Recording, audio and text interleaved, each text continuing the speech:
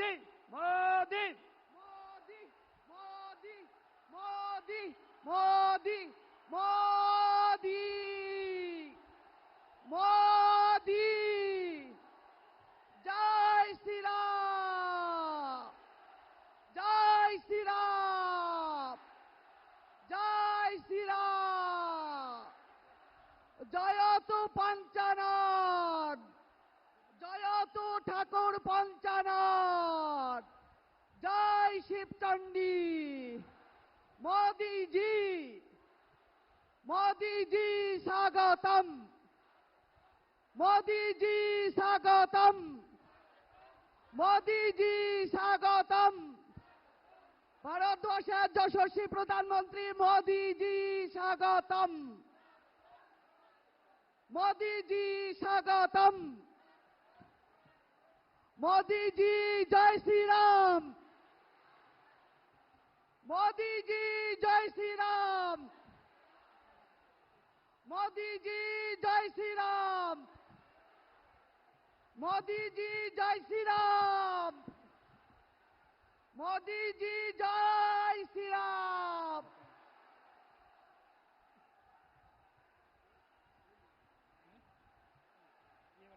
এই মাত্র আমাদের মঞ্চে উপবিষ্ট হয়েছেন যশস্বী প্রধানমন্ত্রী বিশ্ববরেণ্য নেতা সম্মানীয় প্রধানমন্ত্রী নরেন্দ্র দামোদর মোদীজি।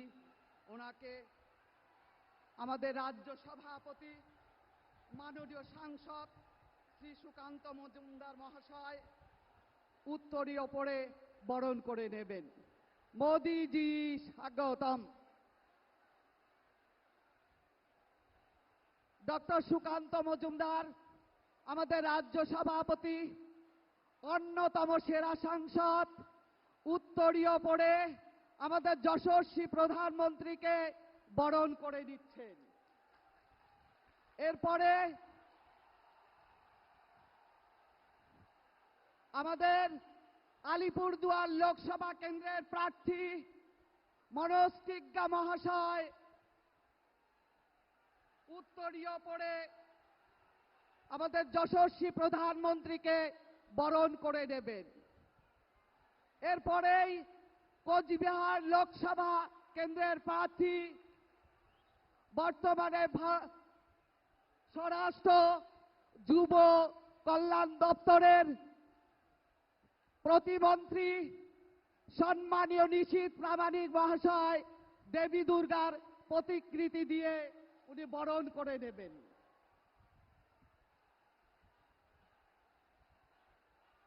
এরপরেই বিশেষ সম্বর্ধনা জানাবেন আমাদের আদরণীয় প্রধানমন্ত্রীকে কোচবিহারের মা দুর্গার মূর্তি বড় দেবী মূর্তি প্রতিকৃতি উপহার দেবেন। উপহার দিয়ে সম্বর্ধনা জানাবেন কোচবিহার জেলার ভাইস প্রেসিডেন্ট শ্রীমতী দীপা চক্রবর্তী, শিখা বসাক কোচবিহার জেলার ভাইস প্রেসিডেন্ট, মিনতি দাস ঈশ্বর কোচবিহার জেলার জিএস, আলপনা দাস রয় আলিপুরদুয়ার জেলার ভাইস প্রেসিডেন্ট, কবিতা ক্যারকাট্টা আলিপুরদুয়ার ডিস্ট্রিক্ট জিএস বড়দেবীর মূর্তি দিয়ে যশস্বী প্রধানমন্ত্রীকে সম্বর্ধনা জানাচ্ছেন। मोदी जी जय श्री राम जय श्री राम। মনীষী পঞ্চানন বর্মা লিখিত কবিতা দিয়ে উপহার দেবেন ডাং ধরির মাও কবিতা এখন উপহার দেবেন পশ্চিমবঙ্গের রাজ্য সাধারণ সম্পাদক দীপক বর্মন, উত্তরবঙ্গের বিখ্যাত বাদ্যযন্ত্র দোতারা তিনি আমাদের যশস্বী প্রধানমন্ত্রীর হাতে তুলে দিচ্ছেন, সম্বর্ধনা জানাচ্ছেন।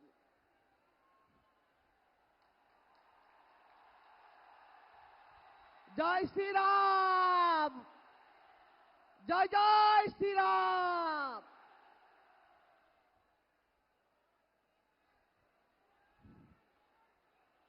এখন মালা পরিয়ে তাকে সম্বর্ধনা জানাচ্ছেন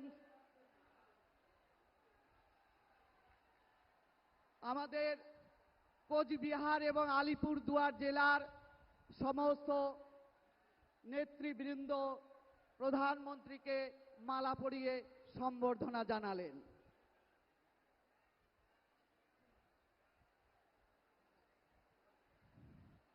এখন এই মঞ্চেই তার মূল্যবান বক্তব্য রাখবেন আমাদের রাজ্য সভাপতি, ভারতের অন্যতম সেরা সাংসদ, বাংলার দামাল ছেলে ডক্টর সুকান্ত মজুমদার মহাশয়। তাকে তার মূল্যবান বক্তব্য রাখার জন্য অনুরোধ করা হচ্ছে। ধন্যবাদ। ভারত মাতা কি। দুই হাত তুলে আমার সাথে একসাথে বলুন, কুচবিহারের আওয়াজের মতো বলুন, ভারত মাতা কি। মহান দেশের মহান নেতা Narendra Modi, Narendra Modi, Narendra Modi, JP Nadda, JP Nadda, JP Nadda. Bharat माता की, भारत माता की जय श्री राम, जय जय श्री राम। आज के কুচবিহারে এই বিখ্যাত রাসমালা ময়দানে আমরা সৌভাগ্যশালী, আমরা আমাদের মাঝে পেয়েছি শুধু ভারতবর্ষের নয়, পৃথিবীর সবচেয়ে জনপ্রিয় নেতা ভারত মায়ের সুসন্তান মাননীয় নরেন্দ্র মোদীকে জোরে হাততালি দিয়ে মাননীয় প্রধানমন্ত্রীকে স্বাগত জানাবেন। মায়েরা উলুধ্বনি দিয়ে মাননীয় প্রধানমন্ত্রীকে স্বাগত জানাবেন।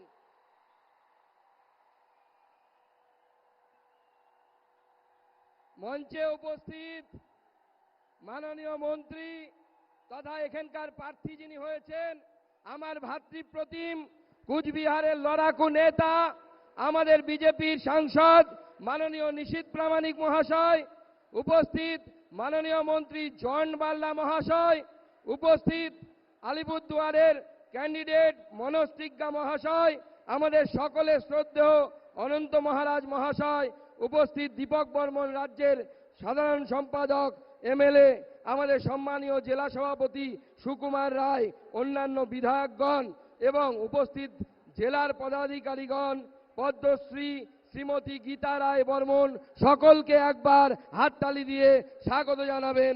সকল নেতৃত্ববর্গকে একবার হাততালি দিয়ে স্বাগত জানাবেন। বন্ধুগণ, প্রথমেই আমি জলপাইগুড়িতে ঝড়ে যে সমস্ত উত্তরবঙ্গের ভাই বোনেরা ক্ষতিগ্রস্ত হয়েছে, যারা মারা গেছে, তাদের আত্মার সদ্গতি কামনা করছে এবং তাদের পাশে ভারতীয় জনতা পার্টি সর্বতোভাবে আছে, থাকবে, সেই বার্তা এই মঞ্চ থেকে আজকে দিতে চাই। বন্ধুগণ, আজকে এই যে পবিত্র মাটি, যে পবিত্র মাটি ঠাকুর পঞ্চাননবর্মার মাটি, যে মাটি পবিত্র মাটি চিলা রায়ের মাটি, যে মাটি অসংখ্য মনীষীর মাটি, সেখানে মাননীয় প্রধানমন্ত্রী এসেছেন। আর আমাদের প্রার্থী নিশীথ প্রামাণিক উত্তরবঙ্গের ছেলে, যাকে ভারতীয় জনতা পার্টি ভারতবর্ষের হোম মিনিস্টার করেছে। এর আগে কোনো রাজনৈতিক দল এই সম্মান উত্তরবঙ্গের না রাজবংশী সম্প্রদায়কে দিয়েছে, না উত্তরবঙ্গের সাধারণ মানুষকে দিয়েছে। সেজন্য মাননীয় প্রধানমন্ত্রীকে আমি ধন্যবাদ জানাই। মাননীয় প্রধানমন্ত্রী এই কাজ করেছিলেন, তাকে সেই জন্য ধন্যবাদ জানাই। আমরা শুধু দেখি কলকাতার মুখ্যমন্ত্রী যিনি এখানে আসেন, তিনি এসে কখনো চা বাগানে ছবি তোলেন, কখনো পাহাড়ে গিয়ে মোমো বানান, এবার শুনলাম নাকি চা বানাচ্ছেন। ওনার মনে হয়েছে যে মোদিজি একসময় চা বানাতেন, চা বানাতে বানাতে উনি প্রধানমন্ত্রী হয়ে গেছেন, মুখ্যমন্ত্রী ভাবছেন উনিও চা বানালে বুঝি উনি প্রধানমন্ত্রী হবেন, কিন্তু হবেন না। দিদিমণি, আপনি শুনে রাখুন, যেটা চকচক করে সব চকচকে জিনিস শোনা হয় না। সব চায়েওয়ালাও প্রধানমন্ত্রী হন না, মোদিজি হন না। মোদিজি ভারত মায়ের সুসন্তান। আজকে মাননীয় প্রধানমন্ত্রীজিকে 400-র বেশি সিট দিয়ে আমাদেরকে আর একবার, তৃতীয়বার প্রধানমন্ত্রী রূপে আমাদের ভারতবর্ষকে প্রদান করতে হবে। তার জন্য উত্তরবঙ্গের এই শুরু থেকে, মাথা থেকে আমাদের আলিপুরদুয়ারের প্রার্থী আছেন মনোজ দা, যিনি আমাদের চিফ হুইপ। আমাদের মাননীয় মন্ত্রী নিশীথ প্রামাণিক, তাকেও পার্টি দ্বিতীয়বারের জন্য প্রার্থী করেছে। এই দুজনকেই বিপুল ভোটে আগামী নির্বাচনে জয়ী করতে হবেন। কি করবেন তো? করবেন তো? উত্তরবঙ্গের যতগুলো সিট, একটা সিট আমরা মিস করেছিলাম, এবার একটাও মিস করব না। সব কটা মাননীয় প্রধানমন্ত্রী নরেন্দ্র মোদীকে আমরা উপহার দেব, পদ্ম ফুল ফোটাবো। কি ফোটাবো তো? ফোটাবো তো? তাহলে দু হাত মুঠ করে আজকে মাননীয় প্রধানমন্ত্রীর সামনে প্রতিজ্ঞা নিন, আমার সাথে বলুন, ভারত মাতা কি, ভারত মাতা কি, ভারত মাতা কি। এইবার, এইবার, এইবার আবার একবার, আবার একবার, আবার একবার। সবাইকে নমস্কার, ধন্যবাদ জানিয়ে আমি আমার সংক্ষিপ্ত বক্তব্য এখানে শেষ করছি। ভারত মাতা কি, ভারত মাতা কি, জয় শ্রীরাম। ধন্যবাদ জানাচ্ছি আমাদের রাজ্য সভাপতি সম্মানীয় সুকান্ত দাকে তার মূল্যবান বক্তব্য রাখার জন্য। সবাই আমরা অধীর আগ্রহে অপেক্ষা করছি আজকে আমাদের বিশ্ববরেণ্য নেতা নরেন্দ্র মোদীজির ভাষণ শোনার জন্য। দীর্ঘক্ষণ ধরে আপনারা অপেক্ষা করছেন। তিনি চাওয়ালা থেকে আজকে বিকশিত ভারতের স্রষ্টা। আজকে আপনাদের সম্বোধিত করবেন তৃণমূলের দুর্নীতি, তৃণমূলের সন্ত্রাস, তৃণমূলের মায়েদের নিরাপত্তা নেই, মায়েদের নির্যাতন এবং ধর্ষণের প্রতিবাদে আজকে কোচবিহারের মানুষ এখানে উপযুক্ত জবাব দেওয়ার জন্য তৈরি হয়েছে। আমাদের আলিপুরদুয়ার এবং কোচবিহার লোকসভার প্রার্থীদের পদ্মফুল চিহ্নে বিপুল ভোটে জয়যুক্ত করার জন্য আজকে আমাদের সম্মানীয় প্রধানমন্ত্রী এই মঞ্চকে সম্বোধিত করবেন। আমি তাকে ওনার মঞ্চে ভাষণ দেওয়ার জন্য অনুরোধ করছি।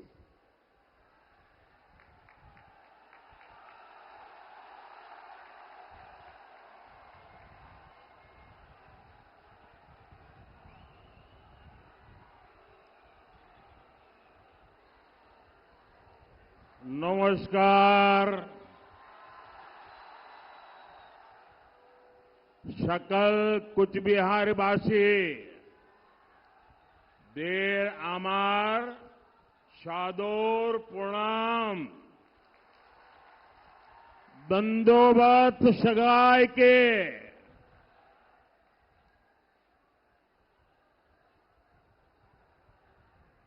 मेरे साथ बोलिए, भारत माता की, भारत माता की। मैं मदन मोहन ठाकुर जी और बोरो देवी को पूरी श्रद्धा से नमन करता हूं।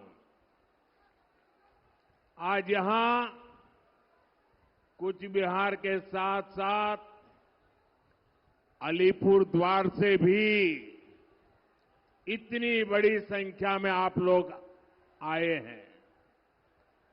विशेष रूप से माताएं, बहनें, बेटियां इतनी विशाल संख्या में हमें आशीर्वाद देने पहुंची है। आपका यही आशीर्वाद, जिसके कारण पूरा देश कह रहा है, फिर एक बार, फिर एक बार, फिर एक बार, एक बार आभार, एक बार आभार, एक बार आभार। भाइयों और बहनों, मैं अभी हेलीकॉप्टर से यहां जब बाय रोड आ रहा था, पूरे रास्ते भर ऐसा एक लग रहा था जैसे बड़ा रोड शो हो रहा है। ये आपका प्यार मेरे सर आंखों पर है। आज मैं सबसे पहले बंगाल की मुख्यमंत्री ममता दीदी का आभार व्यक्त करना चाहता हूं, क्योंकि 2019 में मैं इसी मैदान में सभा करने आया था, तो उन्होंने एक बड़ा मंच बीच में बना करके मैदान को बहुत छोटा कर दिया था, ताकि लोग मोदी को सुन न सके। और मैंने उस दिन कहा था कि दीदी, आपने अच्छा नहीं किया, अब जनता आपको जवाब देगी, और आपने जवाब दे दिया।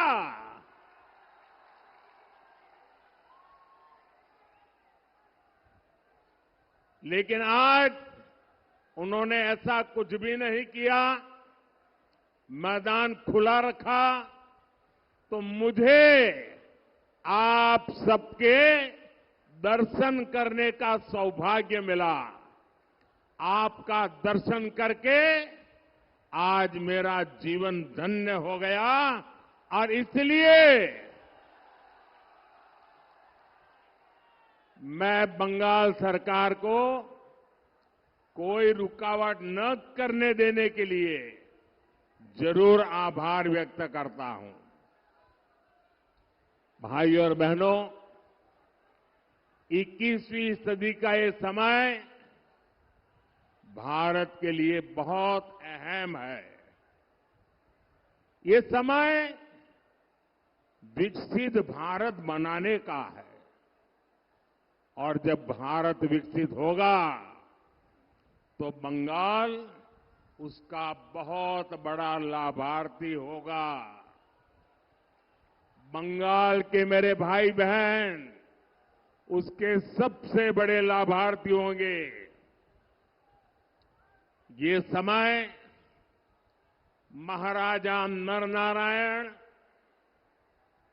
वीर चिल्ला रॉय और ठाकुर पंचानन वर्मा जैसे महान सपूतों के सपनों को पूरा करने का समय है।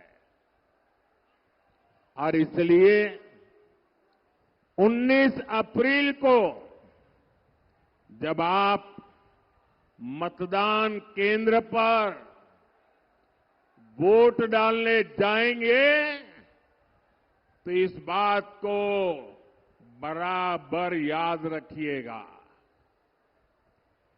और हम याद रखें, ये देश का चुनाव है, पूरे हिंदुस्तान का चुनाव है। ये देश को दुनिया की तीसरी बड़ी आर्थिक ताकत बनाने का चुनाव है। और इसलिए दिल्ली में कोई कमजोर सरकार नहीं, बल्कि स्थिर और मजबूत सरकार जरूरी है। आप मुझे बताइए, क्या देश को दुनिया की तीसरी बड़ी आर्थिक शक्ति बनाना चाहिए कि नहीं बनाना चाहिए? बनाना चाहिए कि नहीं बनाना चाहिए? इसके लिए मजबूत सरकार चाहिए कि नहीं चाहिए? मोदी मजबूत सरकार देता है कि नहीं देता है? आगे भी देगा कि नहीं देगा? और इसलिए देश की सरकार बनानी है, मजबूत सरकार बनानी है, काम करने वाली सरकार बनानी है। साथियों, आजादी के बाद हमारे देश में 6-7 दशक तक लोगों ने केंद्र सरकार में सिर्फ और सिर्फ कांग्रेस का मॉडल देखा। अब पहली बार देश ने बीते 10 साल में पूर्ण बहुमत वाली बीजेपी सरकार का मॉडल देखा है। आज दुनिया कहती है कि मोदी मजबूत नेता है। दुनिया कहती है मोदी कड़े और बड़े फैसले लेने वाला नेता है। लेकिन मेरे भाइयों बहनों, मैं तो हाथ जोड़ के यही कहूंगा, बड़ी विनम्रता से कहना चाहता हूं कि मोदी तो भारत की जनता जनार्दन का एक बहुत सामान्य सेवक है। मोदी कड़े और बड़े फैसले लेता है क्योंकि उसे 140 करोड़ भारतीयों के सपने पूरे करने हैं। और इसलिए मोदी की गारंटी है, आपका सपना ही मोदी का संकल्प है। मोदी ने गरीब को उसका हक भी दिया और गरीब के वो लूटने वालों के खिलाफ कड़े और बड़े फैसले भी लिए। मोदी ने कड़े फैसले लिए ताकि देश भ्रष्टाचार मुक्त हो। मोदी ने कड़े फैसले लिए ताकि देश आतंकवाद से मुक्त हो। मोदी ने बड़े फैसले लिए ताकि 140 करोड़ भारतीयों को नए अवसर मिले। आज गांव-गांव डिजिटल हो रहा है, घर-घर फोन पहुंच गया है। ऐसा आधुनिक नेटवर्क दुनिया के कई विकसित देशों में भी नहीं है। मोदी ने बड़े फैसले लिए ताकि गांव और गरीब का, एससी, एसटी और महिलाओं का जीवन आसान हो। कांग्रेस तो दशकों तक देश को गरीबी हटाओ का नारा देती रही। ये बीजेपी सरकार है जिसने 10 साल में 25 करोड़ लोगों को गरीबी से बाहर निकालकर दिखा दिया है। और इसलिए ये इसलिए हुआ क्योंकि हमारी नीयत साफ है, ईमानदारी से काम कर रहे हैं। और इसलिए मैं कहता हूं, नीयत सही तो नतीजे भी सही। ताई आम्ही बोली, उद्देशो सटीक ताले परिणामो सटीक। साथियों, मोदी आपके भविष्य की चिंता कर रहा है। आपकी आने वाली पीढ़ियों के सामने ये दशकों पुरानी चुनौतियां हटा रहा है। मोदी की नीयत सही है, इसलिए अनेक दशकों बाद जम्मू कश्मीर को आर्टिकल 370 से मुक्ति मिली है। मोदी की नीयत सही है, तभी दशकों के इंतजार के बाद नारी शक्ति वंदन अधिनियम पास हुआ। महिलाओं और को संसद और विधानसभा में आरक्षण मिला है। मोदी की नीयत सही है, इसलिए 500 साल बाद अयोध्या में भगवान राम का भव्य मंदिर बना है। और इसलिए देश कहता है, जहां दूसरों से उम्मीद खत्म होती है, वहां से मोदी की गारंटी शुरू होती है। पश्चिम बंगाल के करोड़ों परिवारों को मुफ्त राशन मिल रहा है, क्योंकि मोदी ने इसकी गारंटी दी थी।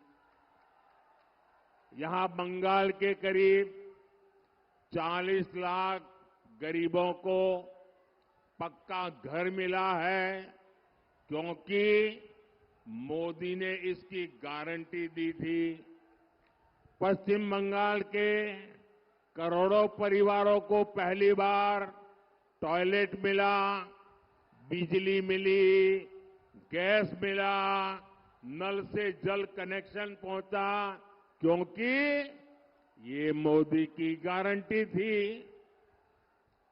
यहां बंगाल के किसानों के खातों में हमने पीएम किसान सम्मान निधि के 8,500 करोड़ रुपए सीधे भेजे, क्योंकि ये मोदी की गारंटी थी। और साथियों, 10 साल में जो विकास हुआ, बहुत बड़ी लंबी लिस्ट है। हिंदुस्तान के हर इलाके में हुआ, हिंदुस्तान के हर परिवार तक पहुंचा। बहुत कुछ हुआ है, लेकिन आप याद रखिए, ये जो 10 साल में हुआ है ना, 10 साल में जो विकास हुआ है ना, वो तो सिर्फ ट्रेलर है, ट्रेलर।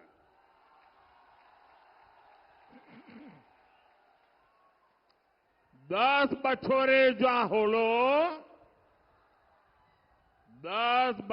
जा होलो ओटा ट्रेलर छिलो। अभी तो मुझे बहुत करना है। अभी तो हमें देश को बहुत आगे लेकर जाना है। अभी तो हमें पश्चिम बंगाल को बहुत आगे ले जाना है। मेरे विरोधी कहते हैं, मोदी का कोई परिवार नहीं है। अरे मोदी के लिए तो मेरा भारत मेरा परिवार है। मेरा भारत मेरा परिवार है। आप मुझे बताइए, आप भी मेरा परिवार है कि नहीं है? आप भी मेरा परिवार है कि नहीं है? आमार भारत आमार परिवार। भाई और बहनों, बंगाल के विकास के लिए यहां बीजेपी का मजबूत होना बहुत जरूरी है। बीजेपी ही है जो यहां माताओं बहनों पर होने वाले अत्याचार को रोक सकती है। पूरे बंगाल ने, पूरे देश ने देखा है कि कैसे टीएमसी सरकार ने संदेश खाली के गुनहगारों को बचाने के लिए पूरी ताकत लगा दी। संदेश खाली की महिलाओं के साथ जो हुआ वो टीएमसी के अत्याचार की पराकाष्ठा थी।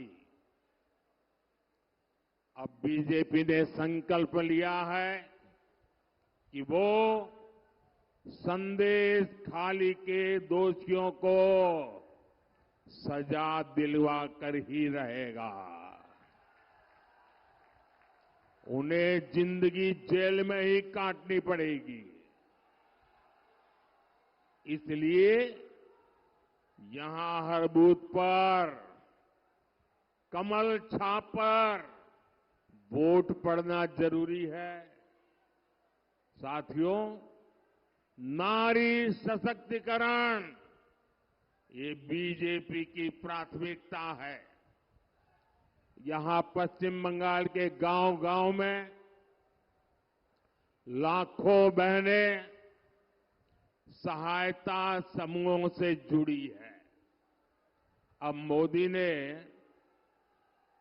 3 करोड़ बहनों को, मेरी माताएं बहनें सुनिए, मोदी ने गारंटी दी है 3 करोड़ बहनों को लखपति दीदी बनाने की मेरी गारंटी है। मैं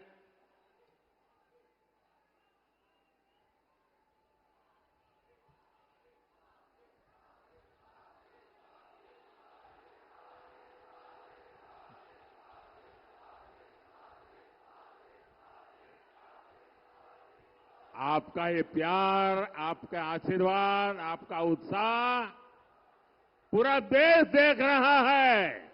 ये बंगाल का मिजाज पूरा देश देख रहा है।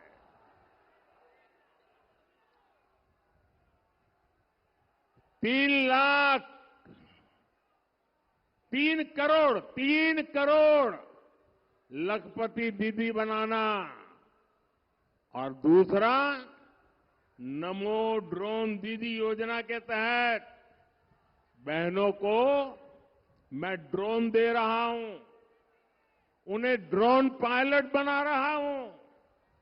ड्रोन से होने वाली खेती में बहनों की बड़ी भूमिका होगी, उनकी आय बढ़ेगी। मेरा प्रयास है कि माताओं बहनों के हमारे समूह आत्मनिर्भर भारत को गति दे। साथियों, कूच बिहार हो, अलीपुर द्वार हो, ये पूरा क्षेत्र अनंत संभावनाओं का क्षेत्र है।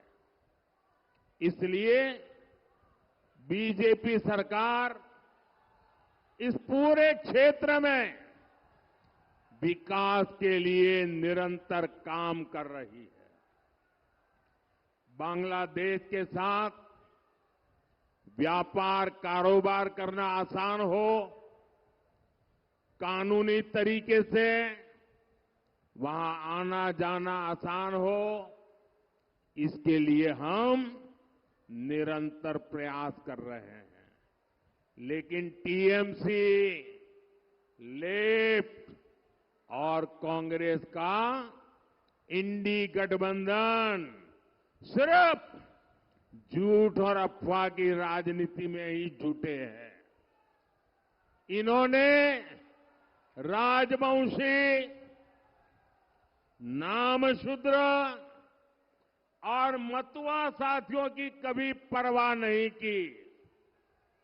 लेकिन आज जब बीजेपी सरकार सीएए लेकर आई है तो ये अफवाहें फैला रहे हैं। मां भारती पर आस्था रखने वाले हर परिवार को नागरिकता देना, ये मोदी की गारंटी है। मैं पश्चिम बंगाल के हर परिवार से कहूंगा, ये टीएमसी वाले, वामपंथ वाले डराएंगे, अलोकतांत्रिक तरीके आजमाएंगे, लेकिन आपने 10 साल मेरा काम देखा है। आप मोदी की गारंटी पर भरोसा कर सकते हैं। भाइयों और बहनों, टीएमसी, कांग्रेस और लेफ्ट की राजनीति ही झूठ पर, भ्रम फैलाना और अपप्रचार पर टिकी हुई है। इंडी गठबंधन अपने आप में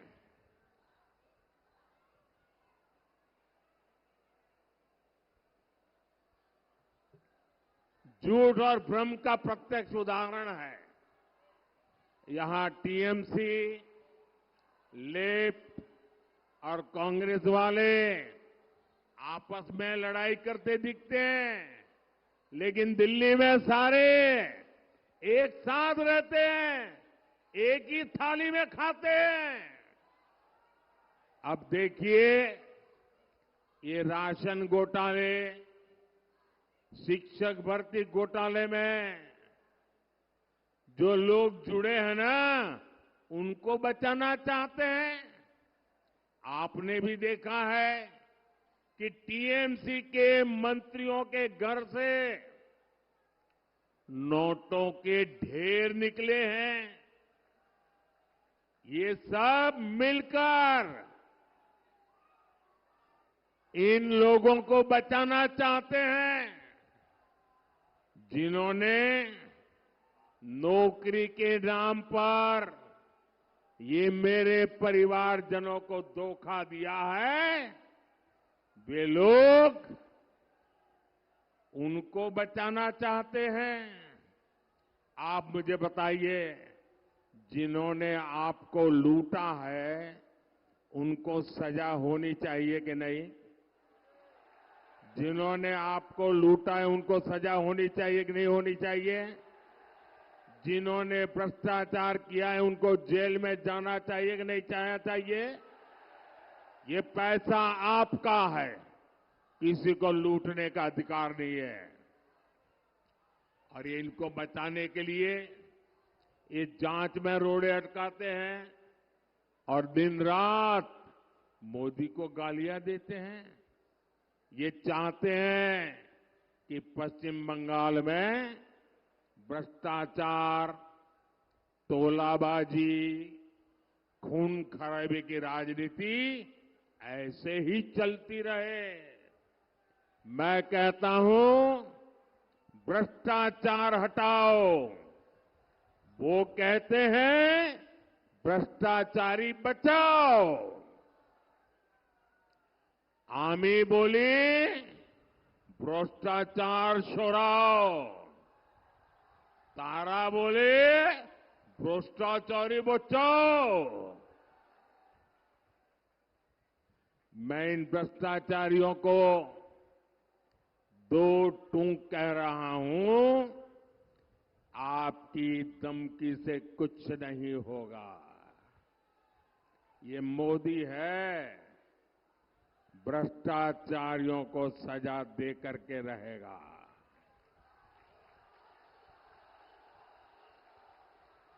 और बंगाल के मेरे भाइयों बहनों, आने वाले 5 वर्षों में भ्रष्टाचारियों पर और कड़ी कार्रवाई होगी। भाइयों और बहनों, इन चुनावों में टीएमसी को कड़ा संदेश देना बहुत जरूरी है। मैं बंगाल की जनता के लिए जो भी योजनाएं लाता हूं यहां की सरकार उसे यहां लागू ही नहीं होने देती। टीएमसी ने आयुष्मान भारत योजना को रोका है। अब ये आयुष्मान योजना ऐसी है कि मान लीजिए आप किसी कारण से मुंबई गए और वहां बीमार हो गए, अगर आयुष्मान कार्ड होगा ना तो मुंबई में भी आपकी मुफ्त में इलाज होगा। आप चेन्नई गए और कुछ हो गया तो वहां भी आपका इलाज होगा। लेकिन वो काम ये टीएमसी सरकार करने नहीं देती है। यहां अगर ये योजना होती तो दूसरे राज्यों में इलाज के लिए जो मरीज जाते हैं उनको भी 5 लाख रुपए तक का मुफ्त इलाज मिलता। बीजेपी सरकार की पहचान मेडिकल कॉलेज और एम्स बनाने वाली सरकार की है। हम देश के हर जिले में कम से कम एक मेडिकल कॉलेज बनाने पर बल दे रहे हैं। लेकिन टीएमसी सरकार ये भी करने नहीं देती।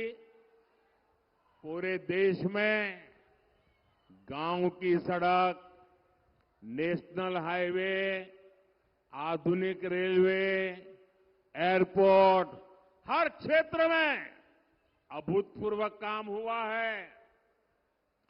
लेकिन पश्चिम बंगाल को रिकॉर्ड पैसा देने के बावजूद टीएमसी सरकार की रोकटोक से प्रोजेक्ट समय पर पूरे नहीं हो पाते।